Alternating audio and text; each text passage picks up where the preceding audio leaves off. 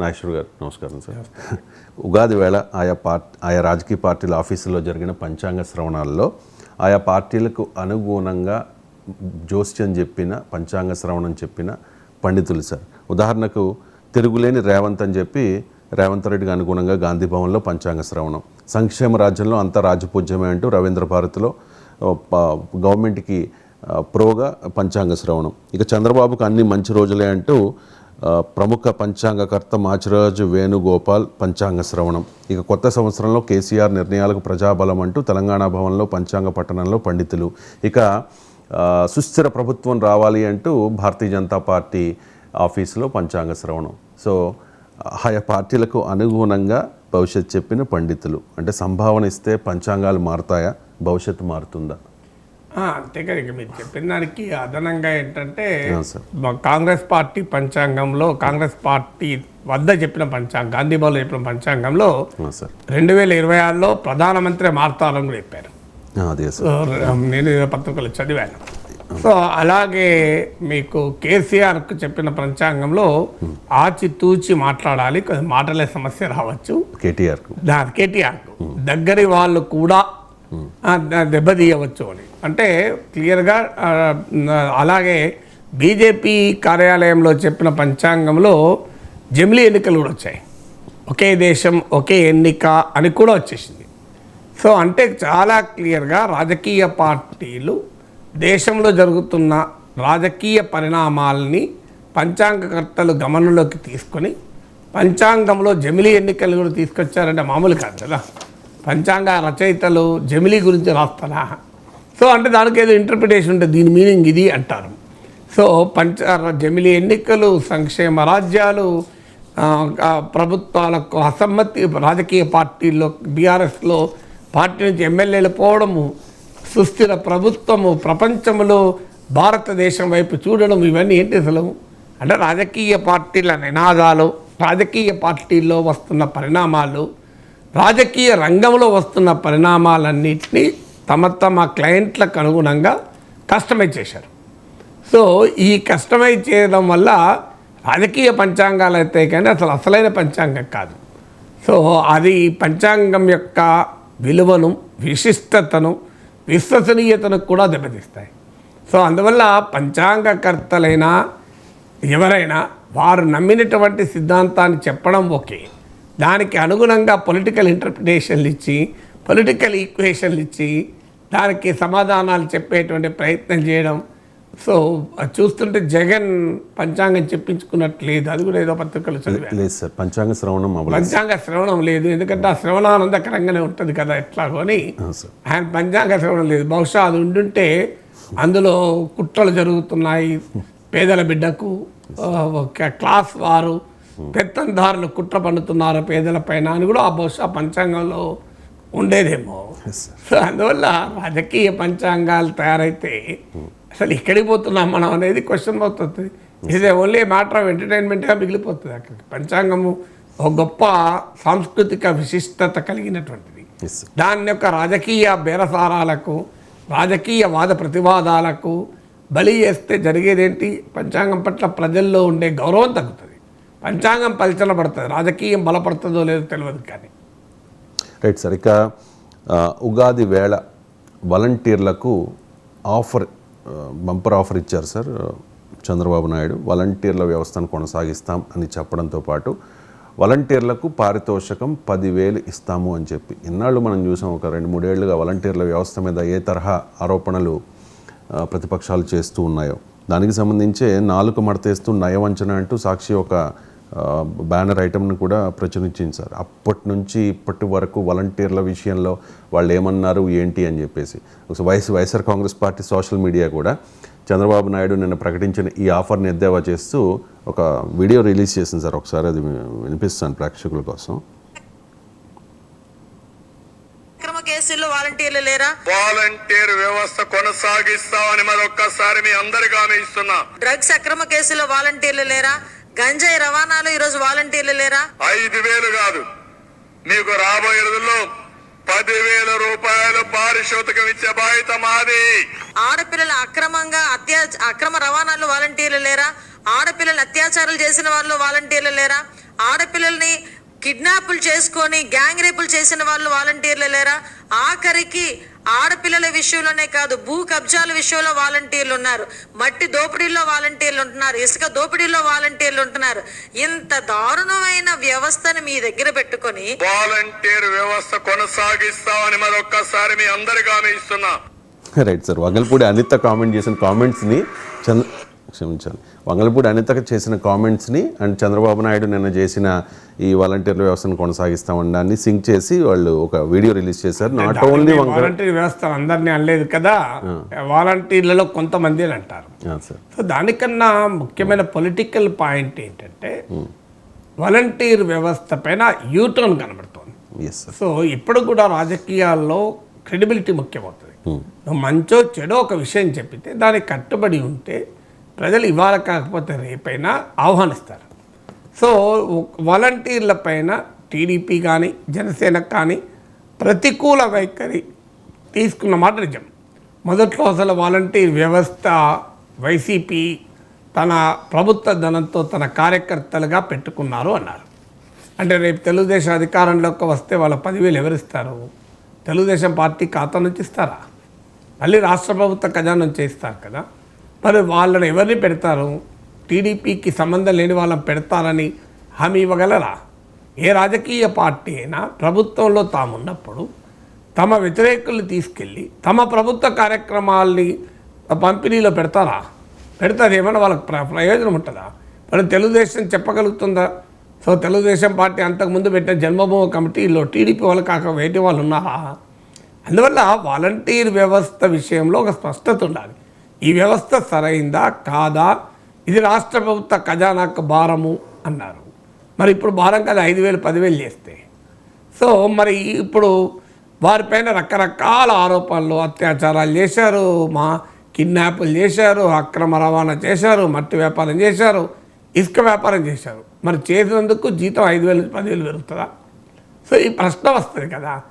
అంటే ఈ యూటర్నే పొలిటికల్ క్రెడిబిలిటీని దెబ్బతీస్తుంది. యూ టేక్ స్టాండ్, వాలంటీర్ వ్యవస్థ అవసరము లేదు అనే స్టాండ్ తీసుకున్నాం అనుకోండి, దానికి కట్టుబడి ఉండాలి. అంతకన్నా మెరుగ్గా మేము అందజేస్తామని చెప్తారా, ఏ రూపంలో చెప్తారా తర్వాత సంగతి. కానీ వాలంటీర్ వ్యవస్థ మంచిది కాదు, కానీ దానికి మేము 10,000 ఇస్తాం. వాలంటీర్ వ్యవస్థ మంచిది కాదు, అయినా దాన్ని మేము కొనసాగిస్తాం. అంటే ఎక్కడో ఒక చోట వాలంటీర్ వ్యవస్థ పైన క్షేత్రస్థాయిలో టీడీపీ జనసేనలు తీసుకున్న వైఖరి పట్ల ప్రజల్లో వ్యతిరేకత వచ్చింది అని గుర్తించినట్లున్నారు. వ్యతిరేకత వచ్చిందని గుర్తించాక మళ్ళీ యూటర్న్ తీసుకొని లేదు మేము వాళ్ళకి 50,000 ఆదాయం వచ్చేలా చేస్తామని మొదట్లో అన్నారు. అంటే ఆ 50,000 ఆదాయం వచ్చేలా వాళ్ళ స్కిల్ పెంచుతాం, నైపుణ్యం పెంచుతామని. ఇప్పుడు ఏకంగా వాళ్ళను కొనసాగించి వాళ్ళ సాలరీ రెట్టింపు చేస్తామంటున్నారు. సో అంటే అల్టిమేట్గా what are you communicating? Jagan ప్రభుత్వం తప్పంటే మరి జగన్ ప్రభుత్వం పెట్టే వాలంటీర్ వ్యవస్థను కొనసాగించి జీతాలు పెంచుతాంటే ఎట్లా? జగన్ సంక్షేమ పథకాలు బటన్ నొక్కుడు తప్ప ఏం చేయడం లేదు అంటే జగన్ బటన్ నొక్కి 3,000 వేస్తున్నాడు, నేను 4,000 వేస్తా బటన్ నొక్కి అంటున్నారు. సో అంటే జగన్కు ఎన్లార్జ్ అండ్ రివైజ్డ్ ఎడిషన్ ఇస్తాను అని. అంటే ప్రజల ముందు 2 ఆప్షన్స్ కనబడుతున్నాయి. ఒకటి జగన్మోహన్ రెడ్డి చేస్తున్న పాలన పథకాల నుంచి వాలంటీర్ల వరకు, 2 దాన్ని పెంచి విస్తరించి మరింత ఎక్కువ చేసి ఇస్తానంటున్న చంద్రబాబు నాయుడు హామీ. ఎక్కడ ఇందులో కాంట్రాస్ట్ ఎక్కడుంది? ఎప్పుడు కూడా ఒక ప్రభుత్వం చేస్తున్నది మంచిది, బాగా చేస్తుంది అని పరోక్షంగా అంగీకరించిన వాళ్ళు అవుతున్నారు కదా. ఇప్పుడు వాలంటీర్ వ్యవస్థ పెట్టడం కరెక్ట్ అని చంద్రబాబు నాయుడు 10,000 ఇవ్వడం అనే దాని ద్వారా సర్టిఫై అయిపోయింది కదా. జగన్ చేసిన పని సరైన పని అని సర్టిఫై చేశారు. ఇప్పుడు అలాగే జగన్ పింఛన్లు 3,000 చేయడం సరైన పనే, కానీ నేను ఇంకా 4,000 చేస్తానంటే జగన్ సంక్షేమ పథకాలతోనే పాలన చేస్తారన్న దాన్ని సర్టిఫై చేయడం అవుతుంది కదా. అందువల్ల ఈ రకంగా ఇప్పుడు బీజేపీపై పొత్తు విషయంలో ఇలాగే జరిగింది. సో ముందు బీజేపీతో పొత్తే ఉండదని, తర్వాత పొత్తు ఉంటుందని ఉండదని, అలాగే ప్రత్యేక హోదా పైన ఇదే రకం. ముందు అసలు ప్రత్యేక హోదానికి కావాలని, తర్వాత అసలు హోదా కన్నా ప్యాకేజే చాలా బాగుందని, ప్యాకేజ్కు అసెంబ్లీలో ధన్యవాదాలు కూడా చెప్పి అరుణ్ జైట్లీకి, మళ్ళీ 2018 వచ్చేవరకు అసలు హోదా కొరకు మేము ప్రభుత్వంలో ఉండమని బయటకు వచ్చి, మళ్ళీ 2019 ఎన్నికలు అయిపోవడంతో హోదా లేదు ఏది లేదు, మళ్ళీ ఎన్డీఏలో చేరడం. సో ఇది ఇన్ని రకాల పొలిటికల్ యూటర్న్ తీసుకుంటే జనం యాక్సెప్ట్ చేస్తారా? సో జగన్ చెయ్యని పని మేము చేస్తామని చెప్పండి, జనం ఒప్పుకుంటారు. జగన్ అమరావతి స్వప్నాన్ని చెదరగొట్టారు, మేము అధికారంలోకి వస్తే అద్భుతమైన దివ్యమైన భవ్యమైన రాజధాని నిర్మిస్తాం అనే అంశం పెట్టుకొని ఎన్నికలకు పోవాలి కదా.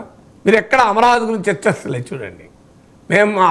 మేము ఈసారి అధికారంలోకి వస్తే అమరావతి రాజధాని చేస్తాం, let this be a referendum on Amaravati.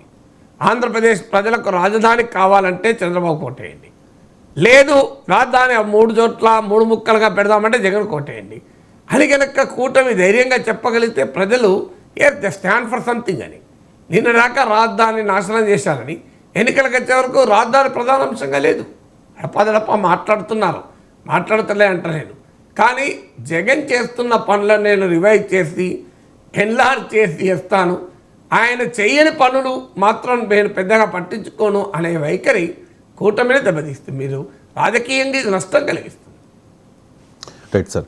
ఇక జనసేన పార్టీకి మెగా సపోర్ట్, పవన్ కళ్యాణ్కు చిరంజీవి 5 కోట్ల విరాళం ఇచ్చారు సార్. జనసేన పార్టీకి.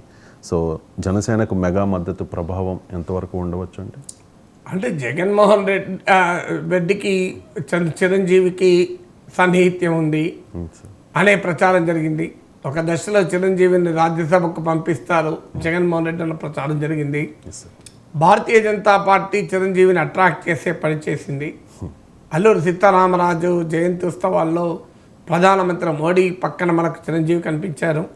చిరంజీవికి పద్మ విభూషణ్ ఇచ్చారు. సో ఇదొక ప్రాసెస్లో జరుగుతున్న పరిణామంలో ఆ చిరంజీవి ఏం చేస్తారని మొదటి నుంచి కూడా చర్చ ఉంది. చిరంజీవి మావాడే అని కాంగ్రెస్ వారు అసలు కాంగ్రెస్కే రాజీనామా చేయలేదని. సో ఇన్ని జరిగాక ఇప్పుడు చిరంజీవి తమ్మునికి అండగా ఉంటాడు అని. సో నాకు తెలిసినంత వరకు మీడియాలో చిరంజీవికి పవన్ కళ్యాణ్కి ఏదో గ్యాప్ వచ్చినట్లు గ్యాప్ ఉన్నట్లు రాశారు, కానీ ఐ డోంట్ థింక్ సో. మొదటి నుంచి కూడా మెగా కుటుంబం ఐక్యంగానే ఉంది. ఇది మన మీడియాలో ఉన్న సృష్టి. ఒక అంశం పైన భిన్నమైన అభిప్రాయాలు ఉంటే ఉండొచ్చు. ఉదాహరణకు ప్రజారాజ్యం కంటిన్యూ చేయాలా, ప్రజారాజ్యాన్ని కాంగ్రెస్లో విలీనం చేయాలా అన్నప్పుడు చిరంజీవి విలీనం చేశాడు, పవన్ కళ్యాణ్ డిస్టెన్స్ మెయింటైన్ చేశాడు. అఫ్కోర్స్ దాన్ని వ్యతిరేకించి ఖండించలేదు, అదే సమయంలో ఎండార్స్ కూడా చేయలేదు. చిరంజీవి కాంగ్రెస్లో చేరినప్పుడు పవన్ కళ్యాణ్ అయితే కాంగ్రెస్లో చేరలేదు. అందువల్ల ఆ డిఫరెన్స్ ఆఫ్ ఒపీనియన్ కొన్ని పొలిటికల్ అంశాలపైన పొలిటికల్ మూవ్స్ పైన ఉంటే ఉండవచ్చేమో, కానీ అన్నదమ్ముల మధ్య ఏదో విభేదాలు ఉన్నాయి అని నేను అనుకోను. అందువల్ల పవన్ కళ్యాణ్కు చిరంజీవి మద్దతు ఉంటుంది అన్నది ఇట్స్ ఏ ఫోర్గాన్ కంక్లూషన్. అయితే ఏ స్థాయిలో మద్దతు ఉంటుంది, ఎన్నికల్లో క్యాంపెయిన్ చేస్తాడా అంటే పవన్ కళ్యాణ్కు లేని అభిమానులు చిరంజీవికి ఎంతమంది ఉన్నారు అంటే పవన్ కళ్యాణ్ ఆకర్షించలేని జనాన్ని చిరంజీవి అదనంగా ఆకర్షిస్తే లాభం. కొత్తగా లేకపోతే వచ్చే ప్రత్యేకమైన ప్రయోజనం ఏమి ఉండదు, ఉన్నది కన్సాలిడేట్ అవ్వడానికి ఉపయోగపడుతుంది. ఆ మేరకు చిరంజీవికి ఉన్న ఇమేజ్ రీత్యా ఆయన వచ్చి క్యాంపెయిన్ చేస్తే డెఫినెట్గా ఆ మేరకు జనంలో తన మద్దతుదారులను మరింతగా కన్సాలిడేట్ చేసుకోవటానికి జనసేనకు ఉపయోగపడుతుంది.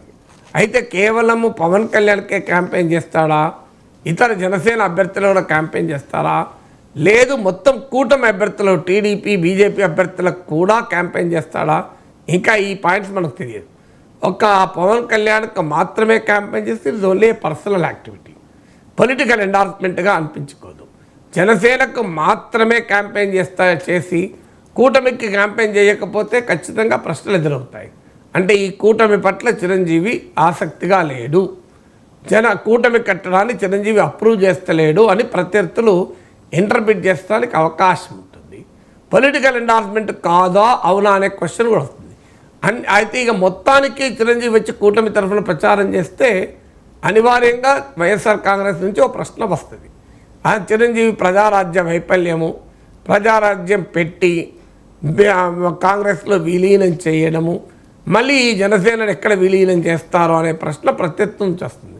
ఆ పొలిటికల్ క్వశ్చన్స్ కూడా సిద్ధపడాలి. ఎందుకంటే చిరంజీవి ఇప్పుడు రాజకీయంగా యాక్టివ్గా లేడు కనుక అటు జగన్మోహన్ రెడ్డి గౌరవించాడు, ఇలా అందరూ గౌరవించారు.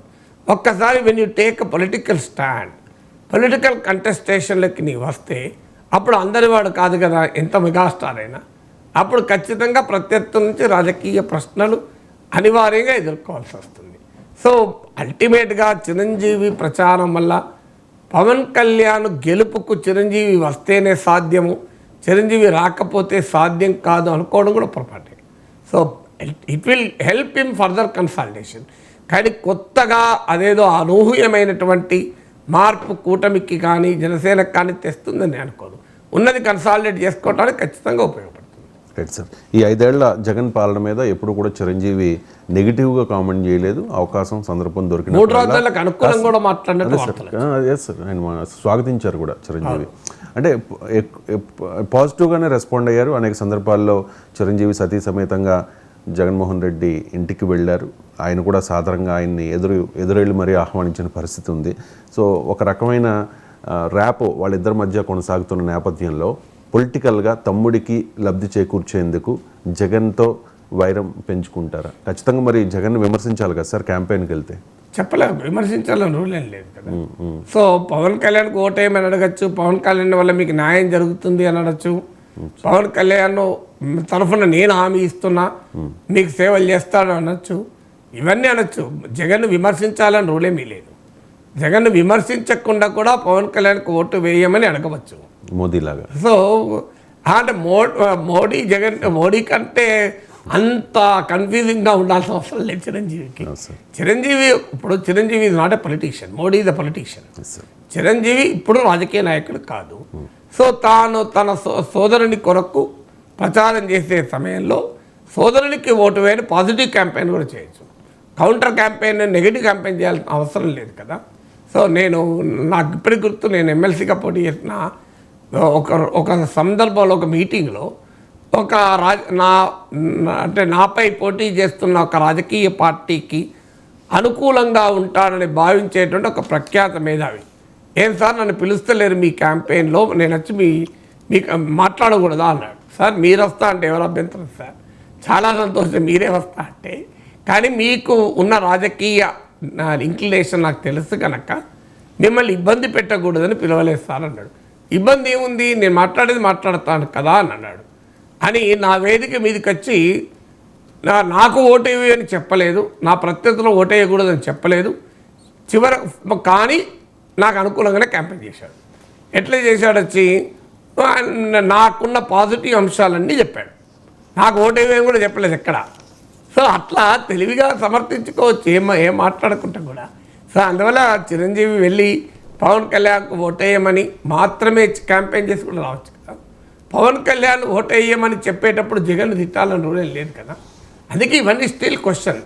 పవన్ కళ్యాణ్కు ఓటు వేయమని ఇండివిజువల్ కెపాసిటీలో పాజిటివ్ క్యాంపెయిన్కే పరిమితమవుతాడా, లేదా పొలిటికల్ క్యాంపెయిన్లో ఎంటర్ అవుతాడా, లేదా కూటమి క్యాంపెయిన్ చేస్తాడా, జనసేనకు మాత్రమే చేస్తాడా, అసలు జనసేన ఇతర అభ్యర్థులు చేయకుండా ఒక్క పవన్ కళ్యాణ్కే చేస్తారు, ఇవన్నీ క్వశ్చన్సే.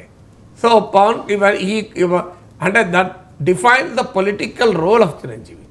ఒక్క పవన్ కళ్యాణ్కే క్యాంపెయిన్ చేసి చిరంజీవి వెళ్ళిపోతే బహుశా వైసీపీ కూడా అతన్ని టార్గెట్ చేయదనుకుంటాడు, చేస్తే అది మూర్ఖత్వం అవుతుంది. కానీ పవన్ కళ్యాణ్ దాటి ఆయన ఇతర జనసేన అభ్యర్థులకో కూటమి అభ్యర్థులకో పోటీ చేసినప్పుడు, తమ రాజకీయ ఇంట్రెస్ట్లను హర్ట్ చేసినప్పుడు ఏ ప్రత్యర్థి పార్టీ ఒప్పుకోదు. అందువల్ల అనివార్యంగా చిరంజీవిపై కూడా ప్రశ్నలు రైజ్ అవుతాయి. ప్రజారాజ్య విఫల ప్రయోగము వస్తుంది. ప్రజారాజ్యానికి వాస్తవంగా ఇప్పుడున్న జనసేన కన్నా ఎక్కువ జనాదరణ ఉంది. ప్రజారాజ్యం అలాగే కొనసాగి ఉంటే రాష్ట్ర రాజకీయాలు వేరే ఉండేవి. కానీ చిరంజీవి ఆ రాజకీయ ప్రయోగాన్ని అర్ధాంతరంగా ఆపాడు. అది అనివార్యంగా ఆయన పొలిటికల్ స్పేస్లోకి వచ్చినప్పుడల్లా అది వెంటాడుతుంది. ఆయన పొలిటికల్ స్పేస్లో లేనప్పుడు పాపం ప్రయత్నం చేశాడు. ఆయన ప్యాషన్ సినిమా, ఆయనకు పాలిటిక్స్ కాదు ప్యాషన్, అది చిరంజీవి చెప్పాడు ఒకప్పుడు, ఇటీవల చెప్పాడు. మా తమ్మునికి ఉన్నంత ప్యాషన్ నాకు లేదు అని, నాకు ప్యాషన్ సినిమా అని ఏదో ప్రయత్నం చేశాడు, వెనక్కి వెళ్ళాడులే అని అనుకుంటారు. కానీ మళ్ళీ పొలిటికల్ స్పేస్లోకి వస్తే అనివార్యంగా పాత పొలిటికల్ హిస్టరీ హాంట్ చేయకపోదు. Right sir. అన్నదమ్ముల మధ్య చాలా లావాదేవీలు ఉంటాయి సార్. బహుశా చాలా సందర్భాల్లో ఒకరికొకరు హెల్ప్ చేసుకుని ఉండవచ్చు. అవసరమైతే ఎంతైనా హెల్ప్ చేయడానికి కూడా చిరంజీవి వెనుకాడరు. కానీ ఒక 5 కోట్ల రూపాయలని జనసేన పార్టీకి విరాళం ఇవ్వడం ద్వారా చిరంజీవి ఏ సంకేతం ఇవ్వదలుచుకున్నారు? ఈ పవన్ కళ్యాణ్ ఎండార్స్ చేసే సంకేతం ఇంకా అనుమానమే ఉన్నది. అవును సార్. సో తనకు అంటే విరాళాలు ఇచ్చినంత మాత్రాన కూడా పొలిటికల్ ఎండార్స్మెంట్ కాకపోవచ్చు. Sir. It can be A personal endorsement. ఎందుకంటే మనకు తెలిసిన వాళ్ళు ఇప్పుడు రాజకీయ నాయకుల్లో నేను 3 సార్లు ఎన్నికల్లో పోటీ చేసిన ఎమ్మెల్సీగా, ఒకసారి ఎంపీగా చేశాను. నా అభిప్రాయాలతో అంగీకరించిన వాళ్ళు చాలామంది నాకు ఎన్నికలకు కరపత్రాల రూపంలో, ఆ రూపంలో, ఈ రూపంలో సహకరించిన వాళ్ళు, విరాళాలు ఇచ్చిన వాళ్ళు చాలా మంది ఉన్నారు. మీకు తెలియకుండా కూడా మీకు సపోర్ట్ చేశారు. చాలా కానీ ఇక్కడ ఓపెన్ గా చిరంజీవి చేసిన వాళ్ళు చాలా మంది ఉన్నారు. కానీ చిరంజీవి ఓపెన్ గా ఏదో చెప్పాలనుకున్నారు. ఇక్కడ విరాళాలు ఇచ్చిన వాళ్ళలో కూడా అన్ని రాజకీయ దృక్పథాలు ఉన్న వాళ్ళు ఉన్నారు. సో అంటే ఒక రాజకీయ దృక్పథం ఉండడమే ఉండాలని రూల్ ఏం లేదు.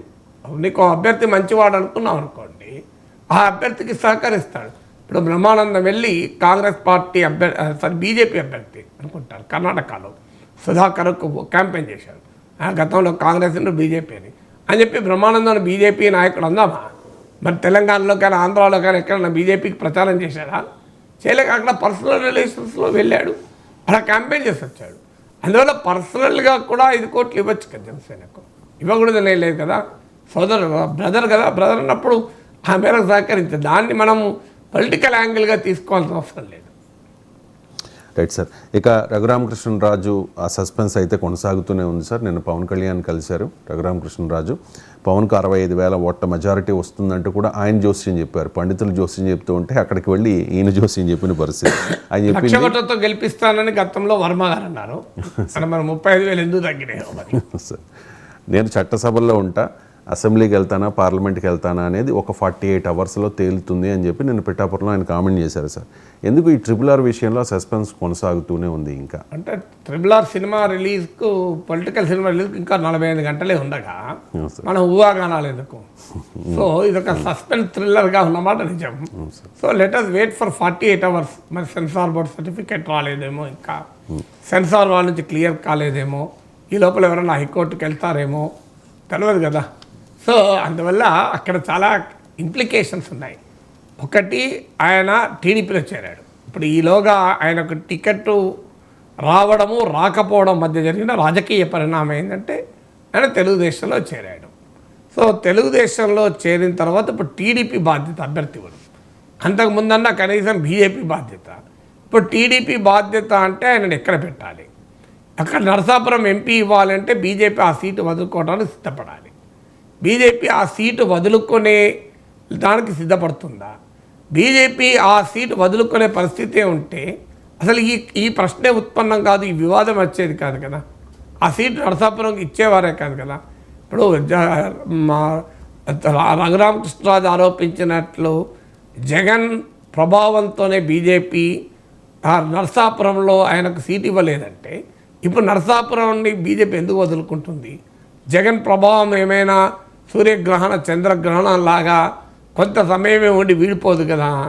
సో అందువల్ల బీజేపీ ఇప్పుడు మనసు ఎందుకు మార్చుకుంటుంది అంటే మరి నరసాపురంకు అవకాశం లేదు. అవకాశం లేనప్పుడు మరి ఆయన ఉండి నుంచి ఎమ్మెల్యేగా పెడతారా అని కూడా చర్చ వచ్చింది. కానీ ఉండిలో ఆల్రెడీ ఒక రిబెలు, ఒక అభ్యర్థి, ఆ పంచాయతీ ఇద్దరి మధ్య ఆల్రెడీ ఉంది. 2 రాజుల మధ్య అనుకుంటున్నది శివరామరాజు, రామరాజు, రామరాజు, శివరామరాజు, రామరాజు, ఇప్పుడు రఘురామరాజు. సో 3వ రామరాజు వస్తాడు. ఆల్రెడీ 2 రామరాజుల మధ్య ఘర్షణ ఉండగా ఇప్పుడు 3వ రామరాజు వస్తే ఏ రాజును తేల్చుకోవాలి తెలుగుదేశం? అందువల్ల గందరగోళం ఇంకా పెరుగుతుంది.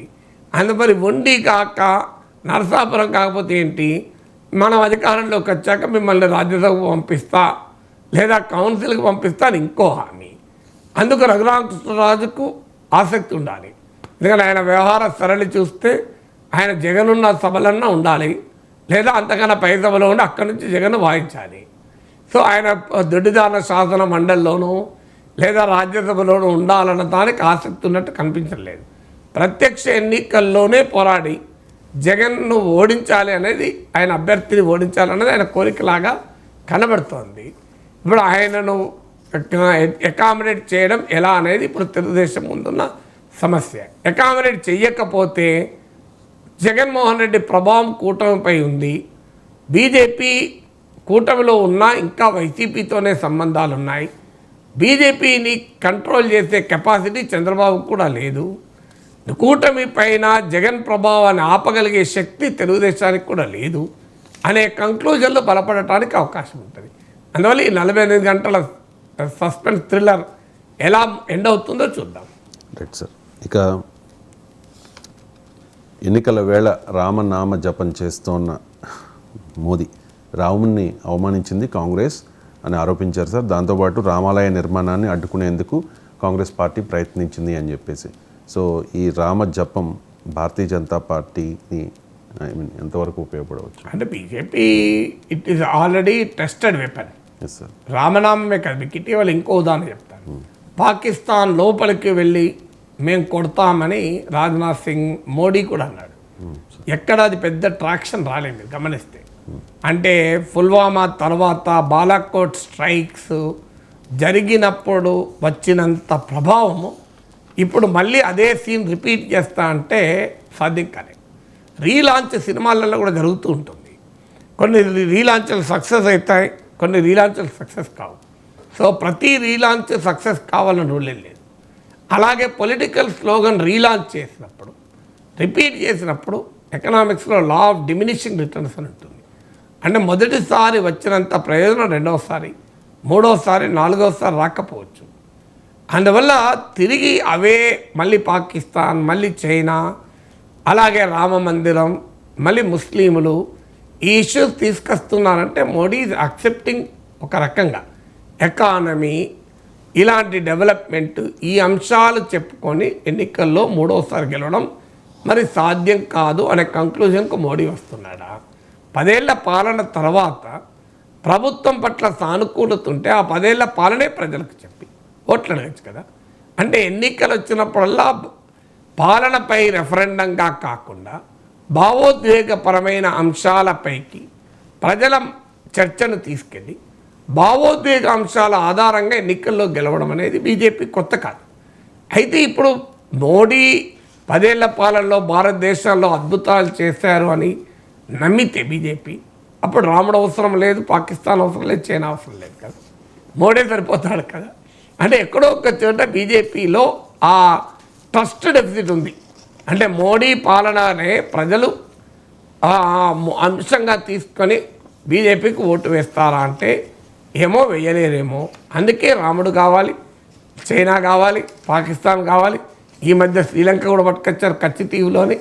సో ఇవన్నీ కూడా తీసుకురావాల్సి వచ్చిన మధుర కావాలి, కాశీ కావాలి, జ్ఞానవాపి కావాలి, ముస్లిం రిజర్వేషన్లు కావాలి, ఇలాంటి అనేక అంశాలు, సిఏ కావాలి, ఉమ్మడి పౌరస్మృతి కావాలి. సో అందువల్ల real issues unemployment, price rise, development issues, economy, వీటిపైన ఎన్నికలకు పోలేకపోతున్నాం అనే ఒక నిస్సహాయతను కూడా ఇది తెలియజేస్తుంది. Thank you so much sir.